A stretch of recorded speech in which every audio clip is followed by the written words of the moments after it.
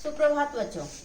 कल हमने पढ़ा था प्रयत्न का जो पहला प्रकार था आभ्यंतर प्रयत्न। उस आभ्यंतर प्रयत्न के जो भेद थे उनका विस्तृत अध्ययन किया था। आज उसी का दूसरा भेद है बाह्य प्रयत्न, और आज हम बाह्य प्रयत्न के बारे में जानेंगे कि क्या बाह्य प्रयत्न क्या है, क्या इसके भेद हैं और कौन कौन से वर्ण इसके अंतर्गत आते हैं। पहले देखिए बाह्य प्रयत्न। बाह्य प्रयत्न वर्णों के उच्चारण का वह प्रयत्न है जो फेफड़ों से कंठ तक होता है, उसे बाह्य प्रयत्न कहते हैं, अर्थात जो मुख से बाहर निकलते हैं। अभ्यंतर प्रयत्न क्या था? जो फेफड़े से मुख के अंदर जो प्रक्रिया होती है उसको अभ्यंतर प्रयत्न कहा था, और बाह्य प्रयत्न वह है जो मुख से बाहर वर्ण निकलते समय जो प्रक्रिया होती है, जो प्रयास होता है, उसको बाह्य प्रयत्न कहा जाता है। बाह्य प्रयत्न 11 प्रकार के होते हैं। विवार, श्वास, अघोष, संवार, नाद, घोष, अल्प प्राण, महाप्राण, उदात्त, अनुदात्त, स्वरित। ये 11 प्रकार हैं। अब इन 11 प्रकारों में ये देखते हैं कि इनमें कौन कौन से वर्ण आते हैं। खरः, विवारा, श्वासा, अघोषा, च।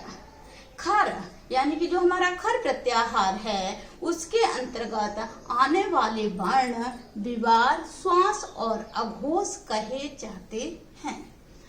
हर्ष, संवारा, नादा, घोषा, च। और हर्ष प्रत्याहार के अंतर्गत आने वाले वर्ण संवार, नाद और घोष कहलाते हैं।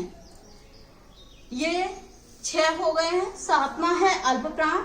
अल्प प्राण कौन से वर्ण होते हैं?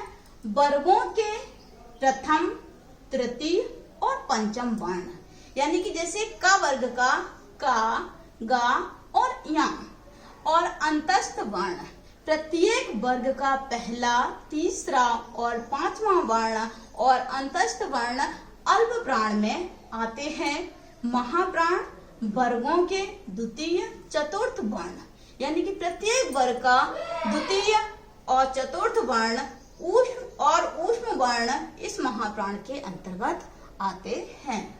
उदात्त, अनुदात्त और स्वरित, इन तीनों बाह्य प्रयत्नों में केवल स्वर वर्ण आते हैं।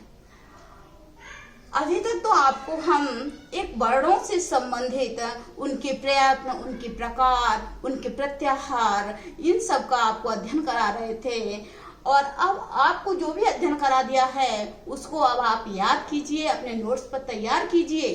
अब हम आपको कल से संधि के विषय में बताएंगे। धन्यवाद।